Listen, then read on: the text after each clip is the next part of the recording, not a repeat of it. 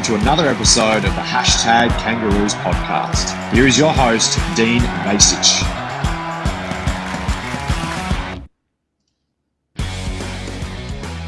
Welcome back to Hashtag Kangaroos, a podcast by North Melbourne supporters for North Melbourne supporters. I'm Dean Vasic, and joining me tonight is the great mate of the show, Jesse Cardinal. It certainly wasn't a game that will make the highlight reels, but a win is a win, and right now we'll take them any way they come. North Melbourne made it 3 wins in a row for the first time since 2019 with a hard-fought 14-point victory. It wasn't pretty, it wasn't polished, and if we're being honest, the scoreboard probably should have reflected a much bigger margin. Inaccurate kicking for goal kept the Essendon Bombers in the contest for longer than it needs to be, leaving all of us wondering what could have been if we'd taken our chances. Jesse, what were your thoughts, mate? It's been a long time since I've had you on. Yeah, it's been a while. And riding in on the curtails of 3 wins, mate. You know, Yeah, real positive. Yeah, you joined us the right time. It's all That's uphill exactly from here. right. So. Yeah, exactly right. Yeah, look, it was really, really positive. I thought it was a weird game to go to. I was there with a Bomber supporter, and it was a weird game to be at because realistically, we absolutely dominated that game. And you know, people in the media said that ignore the scoreline. North absolutely dominated the game. Every statistic. It was just that we couldn't convert in front of goal, either missed or kicked him out in the full, or shanked. Didn't make the distance, or didn't make the distance. It was a bizarre day in front of goal. It felt like a 10-goal win. I'm probably in the camp of we're on 8 wins for the season. That's the most we've won since 2019. Yes, we've had an easy draw. We deserved an easy draw because of where we've been.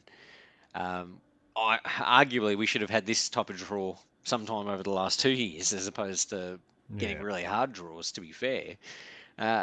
Look, there was a lot to like. There's absolutely areas to improve over the last 3 weeks, but I think there's a lot to like. And I think we've done a couple things structurally that we'll talk about that were really good. Obviously, X goes out. We make some changes structurally. There were some things that I think looked good, and there was things that didn't look so good. But I walk away from it, pretty positive in terms of, you know, where we're at in the season. We would have taken 8 and 7 before the season started, especially after that Melbourne 100-point loss in the preseason. All of us got very concerned. I think it's going to be really interesting to see how we go over the next 3 to 4 weeks, obviously, given the opposition we'll have. Oh, some good challenges with teams around the mark. So it's going to make or break whether you get that 10th or 9th spot or anything like that. Not that we're too concerned about that, but whether we get to 10 to 12 wins, which would be a big improvement. Were you surprised about the Bombers? Like, they only laid 35 tackles for the game. It was uncontested garbage, and I expected a really good game yesterday from them. But that was shocking. Yeah, go on. I honestly sat there and felt like I was watching a mirror image of us in years gone by. Like, they were that bad. Yeah. They were that bad. We should have won that game by 10 goals. And probably more, Jesse. I felt like we completely controlled the game. Yeah. Absolutely. Other than maybe 3 or 4 minute patches in each quarter where we probably took our foot off the pedal, just because I think I said to you before we joined air, it felt like we wanted to do the bare minimum. Honestly, sitting there and watching them, it was the worst display I have seen of a team outside of us.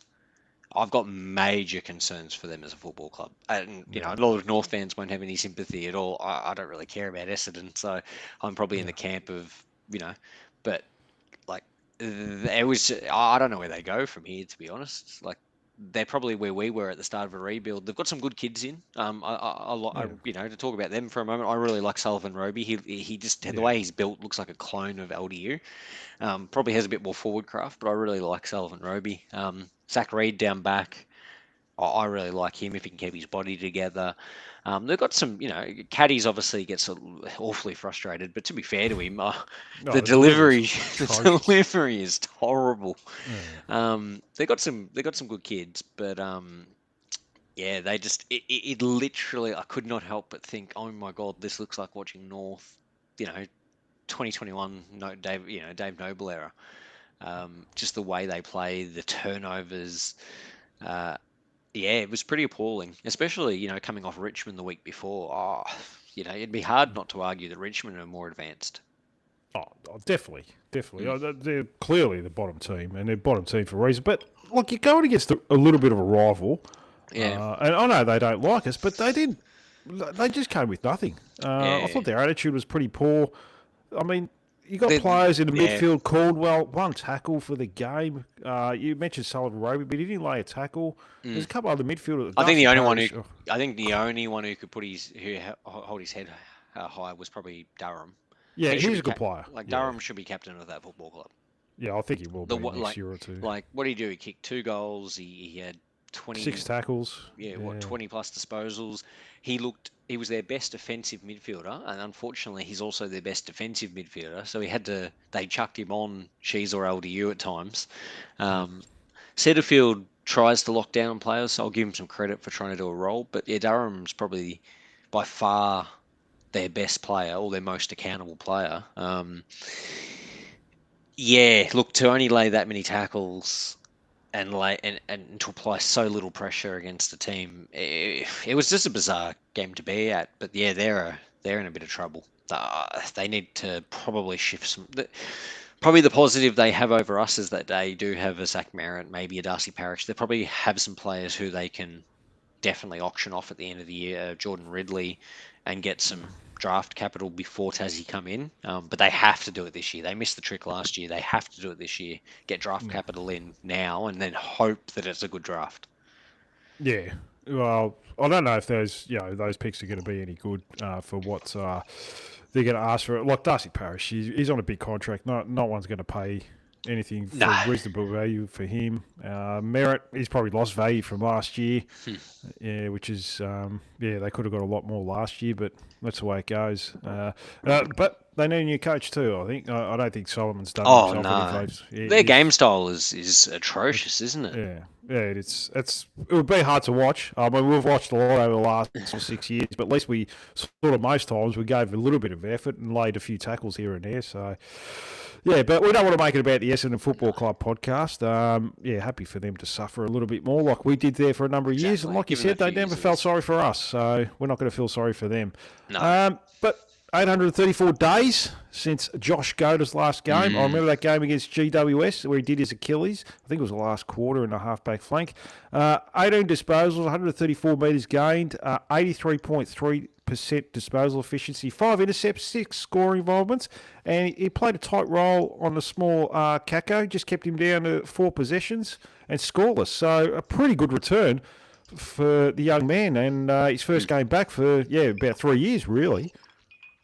Yeah, look, it was really exciting to get him back. We've obviously I think a lot of us thought that he wasn't ever going to make it back. His body was just going to continue to fail him, and he did some really nice things. Wasn't a mass, didn't get massive disposal down back, but that's not what we're asking for him. And I think people have got to accept the fact that I don't see him as a bloke who's been getting 30 disposals, rebounding. We've got enough players who can do that. We actually need someone who get 15 disposals, but be defensively minded and clean with the ball when he's got it. So did some good things. Should stay in the team, you would think. If they drop, well, I don't know anymore with our selection, but surely keeps his spot. He's obviously going to be the McDonald replacement in terms of playing that medium defender role. Obviously, Archer, hopefully comes back in next year. Yeah. But yeah, it was just fantastic to get him back in the team. I think give him a few weeks, body willing, but give him a few weeks to get up to speed, and I think he adds a completely different dynamic down there in terms of defensive utility. Oh, he definitely does. Look, I think he'll get more confident the more games he plays over the coming weeks. He'll definitely give more drive as well. He's still there's a couple of times he had to chase really hard because Kako was going out the back, and he's still got his speed, which is good to see. So probably last year I think his body failed him a lot with the soft tissues side of it. The calf, quad, hamstrings. I think he did them all at one stage. I even joked that one time I think I don't think he's alive. Because he'd been gone for that long, and he's one of those players. They kept saying he's 3 or 4 weeks away, and they said it for about 2 months. I think at one stage. So, yeah, it's good to see him back though. A highly talented, skilled individual. So yeah, and we certainly need those types of players in the back half. They can give a bit of run and drive as well. A few mixed responses here about Cooper Harvey on socials, Jesse. I really like him, and he is working a lot harder than he has probably in his first couple of years. A couple efforts could have been a little bit harder, I noticed, but his ability to defend the transition, I thought was outstanding. He was able to stop the Bombers from getting a couple out the back. A couple of bad turnovers, which cost the team goals, but overall, look at the big picture here. 24 possessions, 386 metres gained, a goal assist, 4 intercepts and 6 score involvements. What are your thoughts about him playing in the back half? Oh, I like what he adds to the team because I think he takes the look. Watching at the game, I thought he did some good defensive things, which have been the knock on him. I think that he was able to intercept a few balls. We know he reads the ball really well, and I think that bodes well. The fact that the fact that people knock on him for his defensive efforts, I understand why. I absolutely understand why, but he's just got really good footy IQ. He's able to distribute the ball fairly well. He does some smart things with it. I like him in the side. Now, I think that you need to find a balance, and obviously you've got him, Daniel, McKercher down there at times, and they're all offensively minded. But I actually think Harvey is learning to be more defensively minded as well, which is a real positive. I don't think it's a him. A lot of people are probably getting lost a little bit in the him and Hardiman conversation, and I don't think it's mutually exclusive. I think you could have both in the team, assuming that you structure the team accordingly. So, while absolutely acknowledge that there's probably a few things that we could do differently, and a few things that he needs to improve on. I like it. I can see where people are coming from, but at the same time, I like it. I like him in the team. Yeah, definitely. It's one of those players I feel like you'd be under a lot of pressure to Jesse each week that he has to perform. If he plays an average game, he's probably out of the team. Because people are screaming from the rooftops to get Riley Hardiman in a team. So, and that could, and that means if he goes out of the team, he probably doesn't come back in, and then he's looking for another club. As well, Jesse. So he's given himself every chance, and full credit to him. Like we mentioned, his ability to defend, when the Bombers were transitioning on the odd occasion, they did. Yeah, he went back and half the contest with Nate Caddy, and then another time I think he outmarked Roby as well. So. Yeah, good on him. And like you said, I like seeing him in the team. I'd like to see him as a forward, but we've got too many forwards, Jesse. So, yeah. It's interesting. You talk about Riley Hardiman and Cooper Harvey. You can have both of them in a team. Now, Caleb Daniels had back-to-back games of 40 possession games, 12 scoring involvements on the weekend. He has had a good year, but I'd still like to see him up the field more and Hardiman in the back line. It's strange, isn't it, when you look at it like that? Maybe I'm an idiot, so... No. Oh, look, I'm on the fence of sometimes, I watch him play, and I go, as in Daniel play, and I watch it and I go, has he had that good of a game, or is he just getting a lot of easy pill? And I think you've got to take into account that last week, yes, he got a lot of easy pill, but he also got 10 coaches' votes. So both coaches thought he was the most influential player on the ground, which I didn't agree with that. But both coaches thought that he was the best on the ground. If you look at the game on this weekend, you got, I think, 6 coaches' votes. I want to say, 6 coaches' votes. So she's got the 10, LDU 7, and he got 6. So both coaches thought that he was fairly influential. He, from a rating perspective, was our I think he was up there in our top 4 or 5 rated players on the ground. He just got, and I think yes, he got a lot of disposals, but he got a lot of meters gained. Yeah. I think he was able to distribute the ball most of the time. It pays off. Most of the time, he finds a target, and I think he's turned into.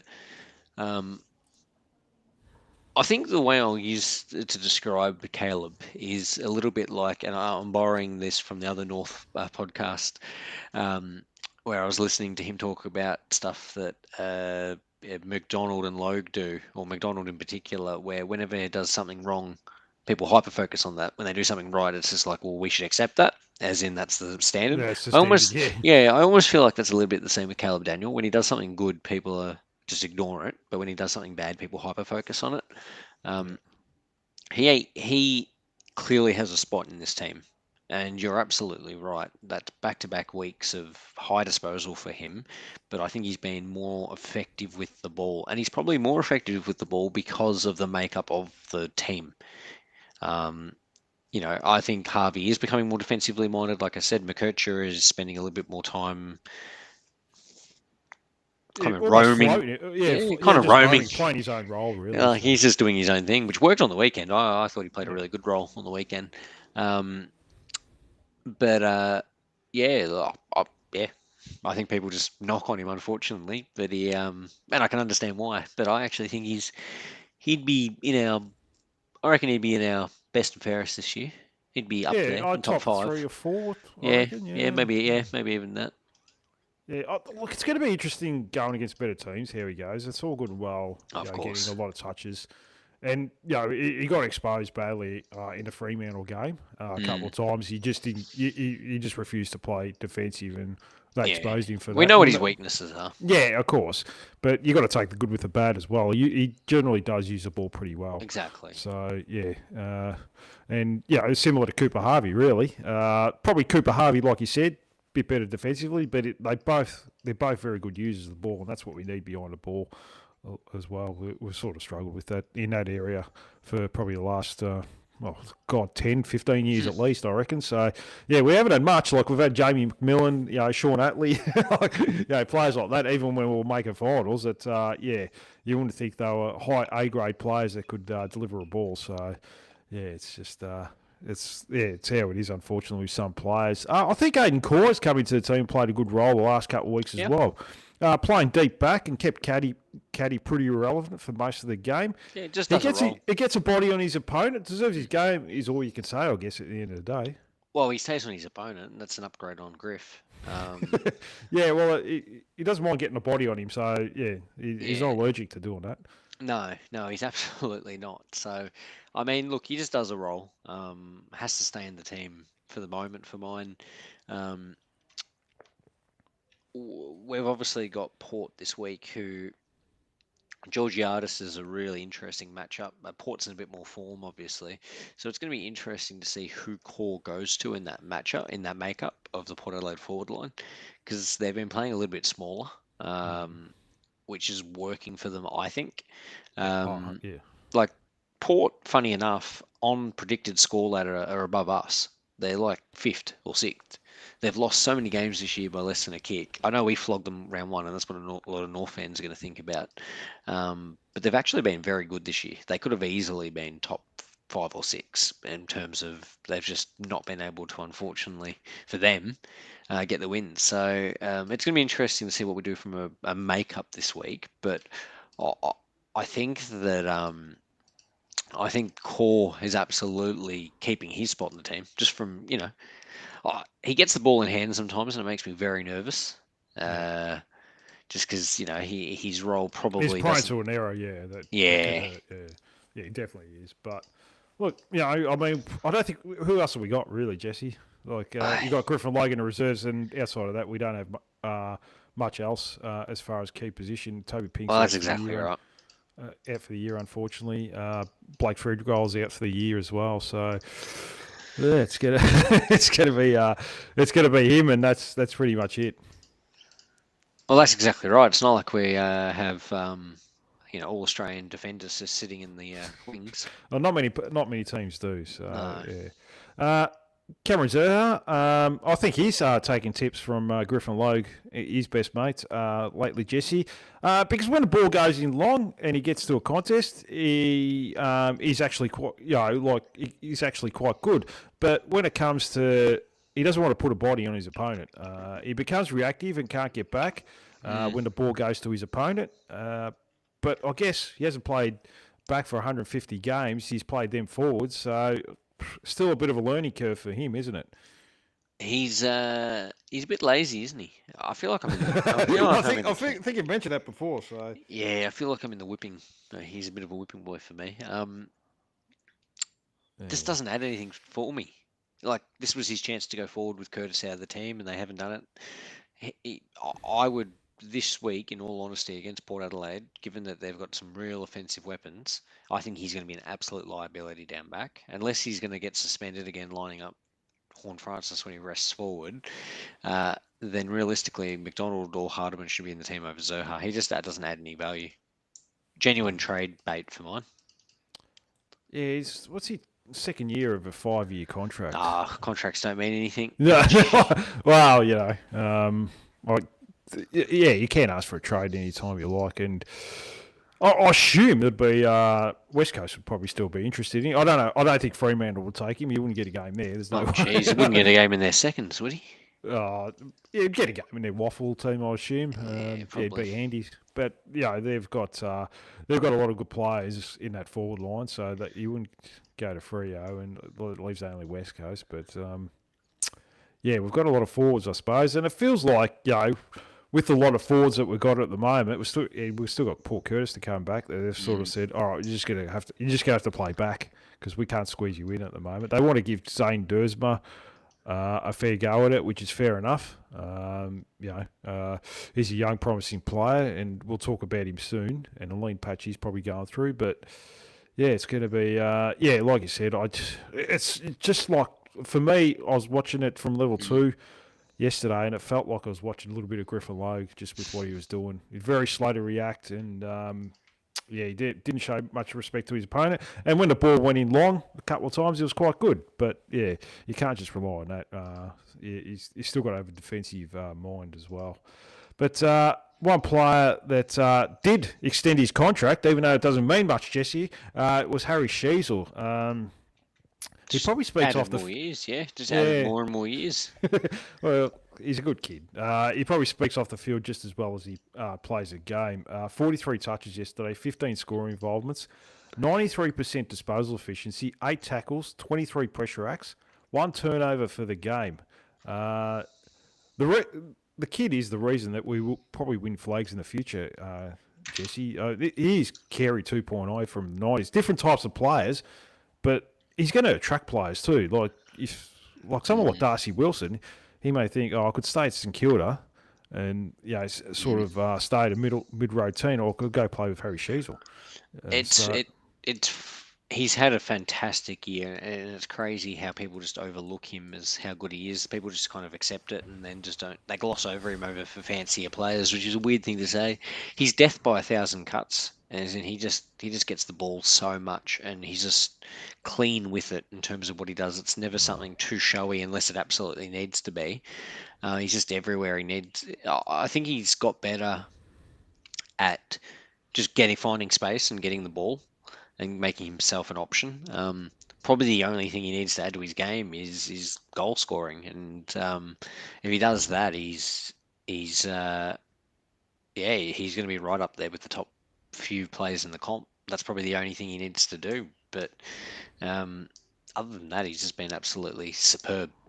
The last 2 weeks in particular, I know against weak opposition, but he's been absolutely superb. Obviously, going to get tougher over the next month, but if he can keep this form up, he's just in ridiculous form for a player his age. It's just incredible.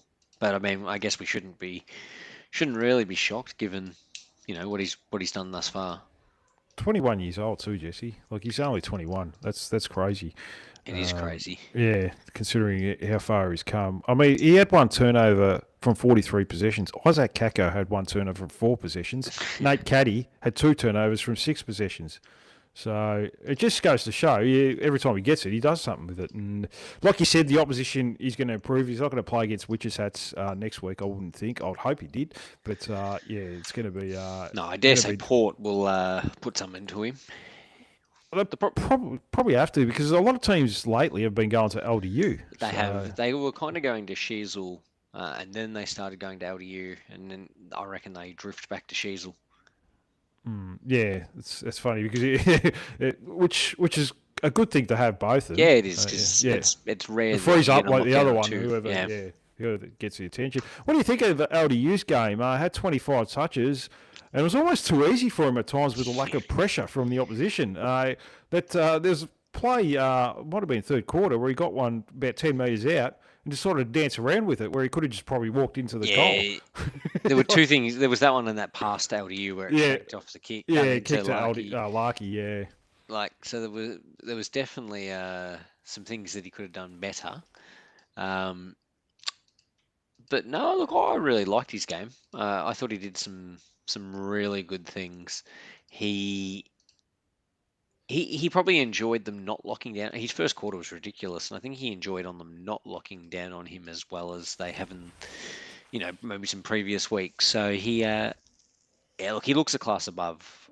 He's the one in the midfield who's able to extract it, get forward of the centre, and just, create space for his teammates and create space for himself.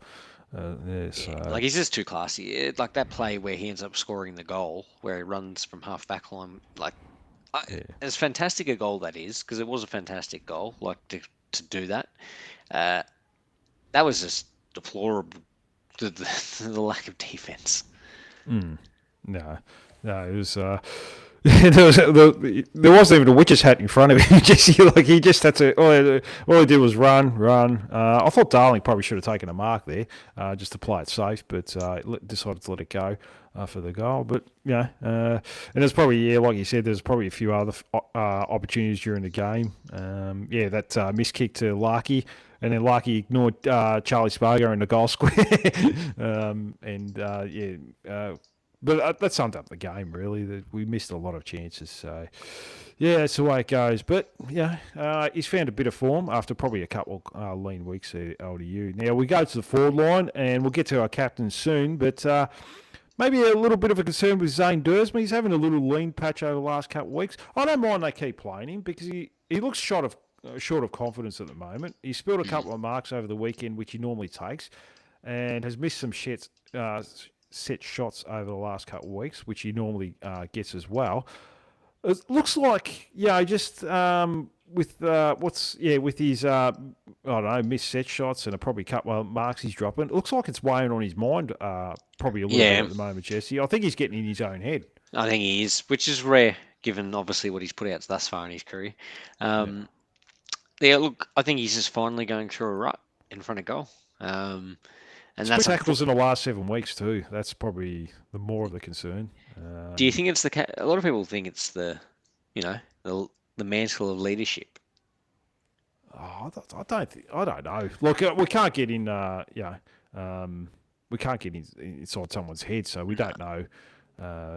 What they think, what each person thinks. I mean, the only person that would know that answer is the individual himself. So, what do you think? Nah, I don't think so. I think it's more likely or not going to be he's just going through a rut, and I think he's just low on confidence. Yeah. Look, that happens to the best of us, I guess, at the moment. I mean, exactly. What's that? Nick Larky kick 1-5. He's pretty reliable kick most of the time, but I guess you just get the yip sometimes, don't you? Well, that's exactly right.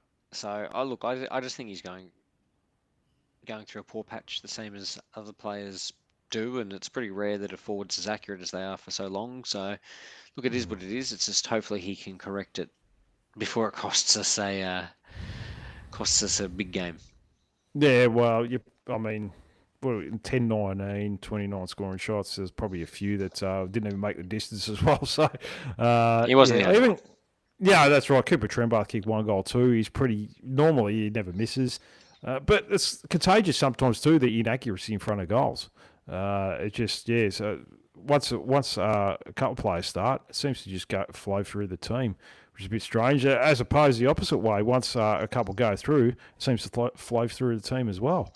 And it's probably a psychological thing. Like you get a player 30 metres out when you kicked a few behinds in a row. They're probably thinking, "Oh, geez, I hope I don't miss this," and they're probably getting in their own head as well. So, yeah, we've got a couple of players that are missing goals that are normally good kicks. Zane Dersma and Nick Larkey. So, it's just the way it's going at the moment. And we've got Paul Curtis coming back in the next couple of weeks, so that'll put a little bit more pressure on someone like Dersma as well. So he's got to respond, but we'll wait and see. But a player I wouldn't mind getting your opinion on here, Jesse. I'm sure you know where I'm going with this. CCJ, why? What are we doing, Jesse? You'd need a degree to work that out. He was incompetent. Yeah, He was the worst player on the ground. What did he do? He did nothing. 8 possessions, 8 hitouts. So. He absolutely got monstered in the ruck. Like he can't jump. No. So he can't jump. So you got the same problem as you do with Tristan Cherry. He made Nick Bryan look like prime Dean Cox when he was in there against him. Like he just offered absolutely nothing. He offers nothing around the ground. It was embarrassing, I thought. It was a poor selection process. Really. It just felt. I don't know. It just felt like. I don't know how to describe it, to be honest. I just thought it was disgraceful. Yeah, look, I was talking to a guy at halftime, Nick, who I do a fantasy keeper league with, and he sort of thought, he said with a couple of young kids in the ruck that maybe they just wanted a mature body just to help them out. Right. But, yeah, I mean, do we need to really play 3 ruckmen, Jesse? No, I don't know what Clark I think he thinks he's unlocked here with this secret of 3 ruckmen, but it's enough. Especially when one of them usually gets about 30% time on ground as well. Well, it's just a liability for the team. You just end up with one less runner. In all honesty, what they should have done is just done Trenbath for the centre bounces and let Will Dawson, if they were going to play Goad, but they should have played Goad. They should have just balanced Goad and Dawson, and then we would have been absolutely fine. Or just make Dawson do it. At least Dawson offered something when he was in there. Like he offers defensive pressure. He's able to tackle.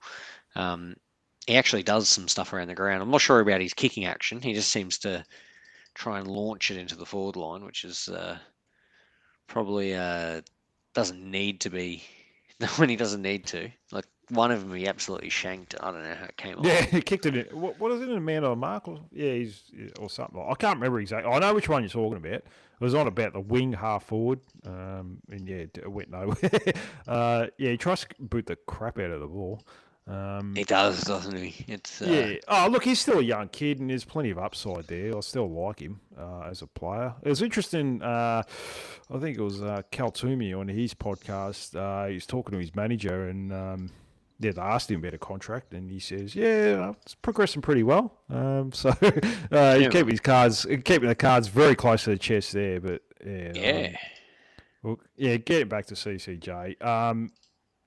You can't play a guy like that against the Power and expect he can be carried. It's fair enough playing against Essendon or Richmond, but he's not an AFL caliber player anymore. No, he's not. No, he hasn't been blowing away the VFL either. I just don't understand it. It's embarrassing for mine. He's played like Sherry the last couple of weeks in the VFL, but he's playing against like skinny 80-kilogram kids. He just offers nothing. They're just madness. They keep going back to the same thing. Prime opportunity to get some ruck time, and they blow it. It's bizarre. No, it is. Wolf Whistle came into the chat. Said, great to see Jesse on. Durs is so close to having a decent game. Also feel like teammates don't give it to him. Once he starts to man the footy and teammates trust him, sky is the limit. Look, he's had a lot of good games this year. I'm not going to discredit that. He's probably just, like, forwards, like even Trenbath had a poor month there for 4 or 5 weeks, and that's just part of being a forward. It's very hard to be consistent. Yeah, and he's just lacking a little, he's just lost a bit of confidence at the moment. But I think once one goes through the middle, he'll get it back. Yeah, I think And so as well. yeah, I don't mind playing him either. Like I don't No. mind giving a kid like that more opportunities, rather than going back to the well of Callum Coleman Jones and thinking you're going to unlock this diamond in a rough all of a sudden. God, it's yeah. insanity. It's a bit strange. Now, Charlie Spargo, and I've been critical of this guy so far, but I don't know if someone has spoken to him in the last couple of weeks, but I feel like he's been better with his attitude. There was one where Dersma, and we've talked about him in the last few minutes, he didn't go hard enough at the mark on the wing, and he just quietly said to him or pointed out that he needs to go harder at the mark and back yourself in. But it wasn't derogatory. I thought that was good leadership. I like that. He works hard defensively and plays that role. And Jesse, this sums up the game. He kicked the sealer at the end as well, just to make sure we got the 4 points. Yeah, my knock on him is I know I'm in the minority here. Well, actually, no, I don't. A lot of people are obviously not a massive fan of him at the moment, but look, my frustration with him is that he just doesn't look fit. And I reckon sometimes he just struggles to stay on his opponent. He does some clever things, do not get me wrong. I absolutely agree. He does some really clever things, but he just doesn't look fit to me. And I just feel like there are other players who could come into the team who could fulfill his role to the same ability. Like, what are we expecting from him? I'm just not sure. But it was a much better game than what he's done previously. Absolutely. I think this is the ceiling. Yeah, I don't think he's any better than what he's given probably over the weekend. Yeah, I agree. Yeah, that's the absolute best we can hope from him. Yeah. And that's against the worst opposition in the league. So I'd rather bench in the team. Yeah, it's... sometimes I feel like, and only the list people would know that, they've sort of, we're giving you 3 years, we've got to play him.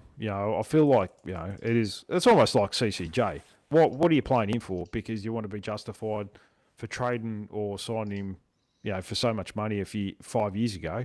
That it's all of a sudden it's going to work out. Oh, this is why we got him. I just feel like sometimes that's the case with certain players. They get more leeway than they probably should, and other players sort of suffer. I mean, a lot of supporters are worried right now that Riley Hardiman is going to leave the club. Because he's not getting a game. It does look like an absolute chance. Yeah. If he goes, I don't think he. Look, he might get a game at Fremantle. It'd be very fringy. Look, I wouldn't think he would. If he can't get a game at us, I don't think he'd get a game at Fremantle right now. They've got a very good defence. West Coast would be a walking start every week. So. Well, that's the thing. If Hardiman left the club, I just don't know what they don't see in him. But remember, they were so begrudging to play him last year.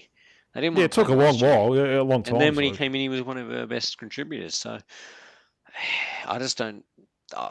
Yeah, it frustrates me the same as it does other North fans. He should absolutely be in the team, and I think there's absolutely a way to make it work. I think it's just that I think you drop a Zerha.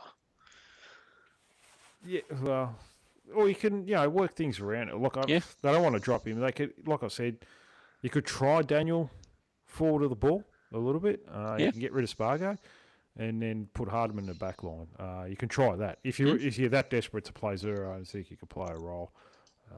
But I mean, in saying that, Caleb Daniel's been quite good off the halfback fleet the last couple of weeks. But I think. Hardiman's a very different player. He gives more metres gained and his long penetrating kick, whereas Daniel will do those little chip kicks that'll find a target. So, but we'll have to wait and see. Any concerns with how we're finishing off games?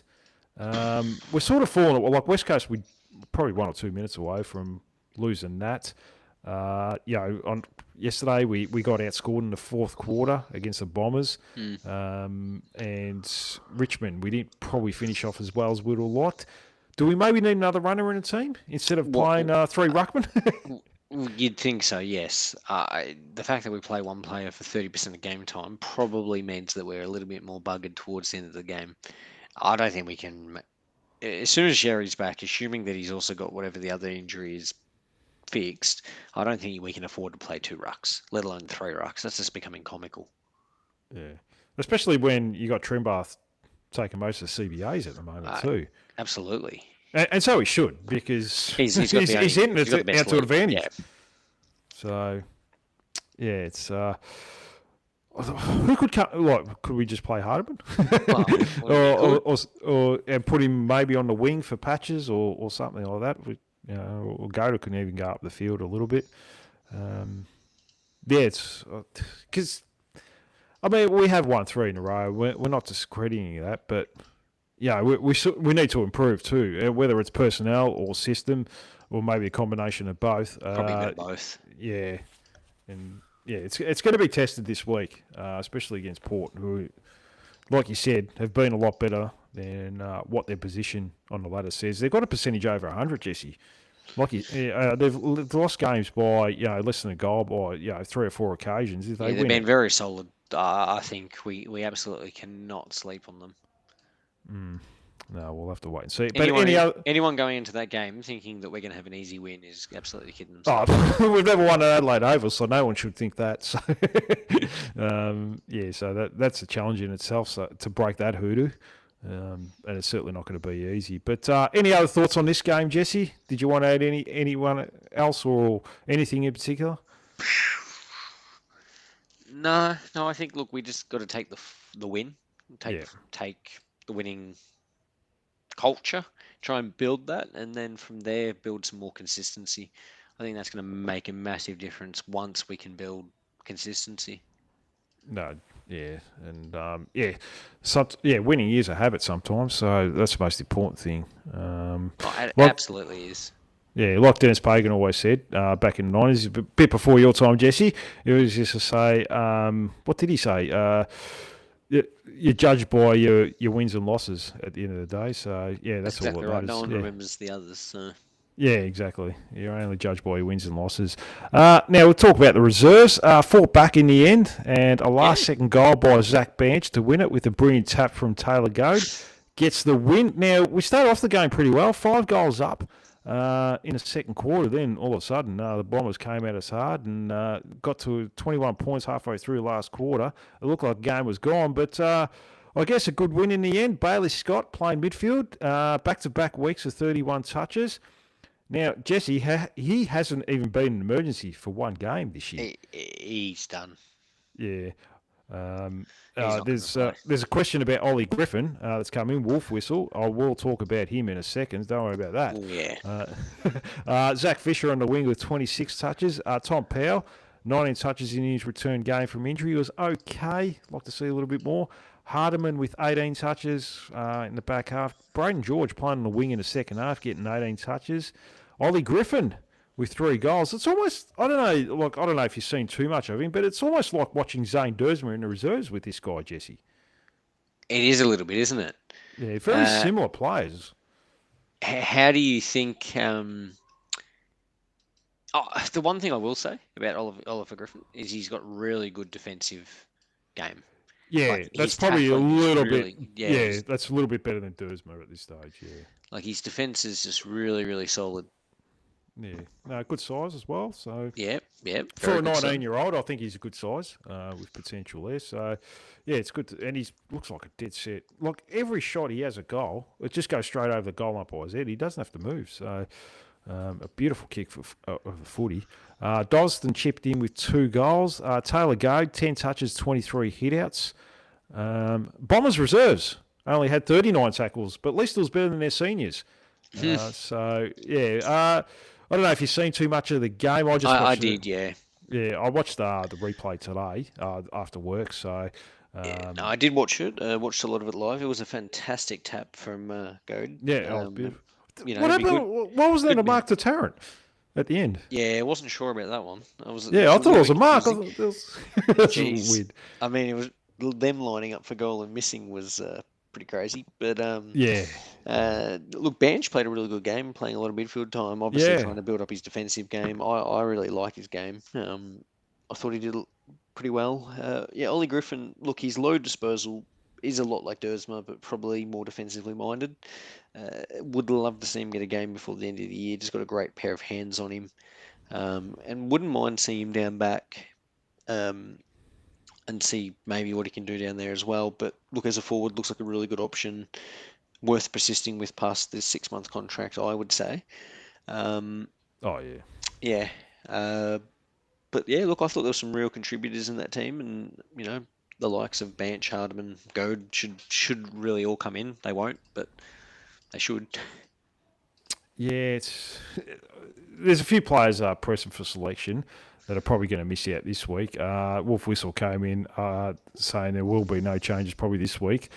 But any thoughts on, we just mentioned him, Ollie Grippo, getting a senior game soon. You sort of said you'd like to see him before the end of the season. It's sort of tough. We've got a lot of similar players like that, haven't we? We've still got Paul Curtis to come back in, and not this week, but next week. So it's going to be hard unless there's injuries, Jesse, for him to probably get a game as a half-forward flanker. Yeah, it is. It is. It depends as well if we win games, lose games, etc., and how then willing they are to, maybe give games to people. Well, yeah, it might be round 23. We've probably lost a few in a row. They may just sort of say, yeah, we'll give this kid a go and see how he goes. So, but he does look pretty good, and he's given himself a good chance at it. So that's all you can ask. But you think any possible inclusions this week? What do you think of Almac? Any chance he might be back after being managed? But managed is dropped, really. I'd bring him in for Zerha. Yeah. In all seriousness, I agree. Against that Port Adelaide forward line that can be very, very potent. He'll add infinitely more than Zerha. Yeah, you probably don't. I mean, you don't. Look, I mean, we're not huge fans of Zerha in the back line. I think it slows down the back line a lot too. It does. Yeah. And it would be interesting to see how they do, given Port's been playing a lot smaller. Yeah, but you'd have to think CCJ comes out of that team, wouldn't you? Oh, well, mate, you know what my opinion is. I don't know who they'd bring in, but maybe Bailey Scott could come in, Jesse. Bailey Scott? Well, I'd rather him in there than Zerha, probably at the moment. Yeah, he's a forgotten man, though, isn't he? Like he's pretty much he's never going to get a game again, is he? He is a forgotten man. Yeah, it's a bit of a shame because he had back-to-back best and fairest wins. Back-to-back top three. Does that say more about us, though? Probably at the time it was, but he was quite a good player as well there for a period of time. He was a good wingman. He was very consistent, yeah. Yeah. He was all right. But at the moment, he's gone off the wing at the moment. He's gone straight into the guts. So with... is it Keast, who looks all right? Yeah, Keast looks like a player. Yeah. They've got a few. McPherson's someone that Tassie should pick up. Yeah. And that's just my opinion. As in, he looks like a pretty... I reckon he's a pretty solid player. Yeah, he looks... He's probably, I think, 22, 23 years old. Was it Nick Watkins? We had him there for a few years, and he ended up at Port Adelaide and has played a few games there for them this year. What's his name? Who's at Carlton now? Oh, yeah, Cooper Lord. Yeah. We've produced a few that Bumert, he's pretty much been playing regularly for the last few weeks. So we've produced a few in there. I'd like to see James Tarrant on a list somewhere at the end of the year. I think he still looks pretty good. Yeah, he was obviously overlooked in the mid-season, so I don't know. Maybe teams just don't see something about him. Well, he was injured. Everyone was talking about him. Then he did his hamstring. He was out for 3 to 4 weeks, and he was all of a sudden forgotten man. So I think teams in the mid-season drafts, they just want the instant product. Even Ollie Griffin it's very rare that a young kid like that a project player. Teams want to bring in. They just want exactly. They want the quick fix. Like, we need a ruckman. We need a 25-year-old ruckman or something like that. So, yeah, but it'll be interesting. Selection will be interesting this week if they go with Almac, Zach Banch, possibly Riley Hardiman. I think Tom Powell will have another week in the reserves. So they're probably the main inclusions. Are you a bit worried about Matt Whitlock and the development there? Jesse? Well, I just don't know why we're wasting his time as a forward. I think he does some good things as a forward, but I just we need key defenders, and he's clean with the ball as an interceptor. He's clean. He's clean. He's got a good kicking action. He's the first half of last year, he was in the back line. Yeah, he looked good, I thought. Yeah, then he went forward there for a period of weeks in the reserves, and he played well. And look, last week I think he took 5 or 6 contested marks. Look, I think the frustrating thing is that we took him over his brother, who is looking really good at Port, and we took him over Job Shanahan, who looks like an absolute freak at West Coast. We gave up a lot to get him too. And I'm not blaming him for it. I just think that no, of course not. Poorly compared to some other players who have absolutely dominated. So, look, I'll put it this way: Richmond drafted 5 players in that draft, and none of them, they had maybe 2 of them play on the weekend. Yeah, against us, I think they had 1. Yeah. Was it Trezise? I think it was too. So that played against us, and I think that was about it. So, yeah. I mean, there's no guarantees, is there, with draft picks? And no, of course not. No. Look, it's interesting. Clarkson mentioned him after the game that he sees him as a big part of the future of the club as a forward. So as a forward, right. Well, he mentioned, he'll be a big part of the future. So. Well, at least he's getting a mention. Well, Rawlings won't, even if he doesn't play for the next 3 years, he's going to keep giving contracts, Jesse, because he doesn't want to be proven wrong that he made a mistake in the draft. Yeah, well, I don't think Rawlings will be there in 3 years. So. Well, I don't know, he might be. Dodoro lasted 20 years. So now look, I think they're paying for it right now, Essendon too. So it's that's the way it goes. But do you want to add anything else, Jesse, before I let you go? No, mate, I think that's it. I think, look, we've got a really good patch coming up here against teams that we should be pretty competitive against. It'd be interesting to see how many wins we can get over the next month. Yeah, that's it's going to be a huge challenge. And I think, if we don't win a game in the next month, would that downplay an 8-win season for you? Because it feels like a lot of people even saying that you're winning games because of a soft fixture. It would for me, yes. Yeah. Look, you'd want to win a couple more, wouldn't you? Because I don't think we knew how bad Essendon was going to be at the start of the year. I expected them to be a lot more competitive than this. Probably Richmond. We kind of knew they were going to be bad, but they're probably worse this year than last year, which was half expected. West Coast, we probably shouldn't have lost to them, but we've won a couple of games. Port Adelaide round 1 and Gold Coast are probably 2 games that that we've probably not so much. I've got people talking next door, so I've lost my train of thought. But that we probably didn't expect to win those couple of games, and then we could have got a win against the Swans, but outside of that, it's probably been pretty even as far as that. And at the end of the day, if you can get 10 wins, would that be satisfactory for you? I think it would be, yes. I would love to get a win against the teams around us or the ones slightly above us. Like a win against Collingwood. Port Adelaide might actually be tough, but Collingwood next week would be a game that I'd be really wanting to win. And then a St Kilda would be nice as well, or the Doggies. Yeah, one of those. I think if you pinch, one of those 2, you'd be pretty happy. I think. Yeah, I think 10 wins. I'd be pretty happy with the year. Yeah, you're not worried about that play-in or anything like that. No, the only problem is that if you finish, I want to say 11th or 12th, it's the worst position to be in because you're outside of the 10. Meaning that if a pick gets taken in front of you by a club outside of that, you don't get a bonus pick. Yeah. Which is that new rule that would have benefited us heaps with, the Ashcrofts and stuff over the last few years. We would have ended up with a heap of more first-round picks. But anyway, that's fine. I think the rule makes sense. So yeah, it's a bit late right now. We'll just move on and accept it. Yeah, no, there's not much you can do about it now. But that's the way it's gone at the moment. But Jesse, I appreciate you coming on, mate. Thanks for coming on. I'm sure I'll chat to you soon. No, thank you. No, thank you. Thank you to Jesse for joining me to break down North Melbourne's 14-point win. It might have been a classic, and there'll be plenty of work on, especially in front of goal. But the most important thing is that the Roos found a way to get the job done. Thanks to everyone who continues to listen, subscribe, share the podcast, and support the show. each week. We really appreciate everyone who's part of the Kangaroos community. I'll be back later this week to preview another big game against the Power this weekend. Until then, I'm Dean.